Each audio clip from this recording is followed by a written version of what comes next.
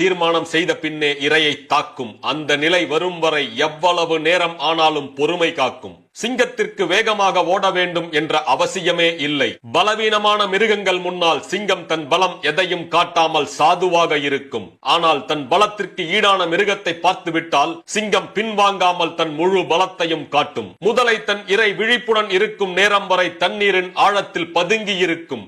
இரை அயற்சியாக இருக்கும். எதிர்பார்க்காத நேரத்தில் தண்ணீரின் மேலே வந்து இரையை தாக்கும். கழுகு அது பறக்கும் பாதையை தடுக்கும் மரத்தை பார்க்காது. அதற்கும் அப்பால் உயரத்தில் உள்ள வானத்தை மட்டுமே பார்த்து பறக்கும். கழுகு எப்பொழுதும் ஓய்வெடுக்க மிக உயர்ந்த சிகரத்தை தேர்ந்தெடுக்கும். ஏனென்றால் உச்சியிலிருந்து கீழே உள்ள எல்லாவற்றையும் பார்க்க முடியும். யானை தனது வலிமையை எங்கும் காட்டுவதே இல்லை. அதை பார்த்தாலே மற்ற மிருகங்களுக்கு அதன் மேல் ஒரு பயம் கலந்த மரியாதை வந்துவிடும். இயற்கை நமக்கு பல மதிப்புமிக்க பாடங்களை வழங்குகிறது.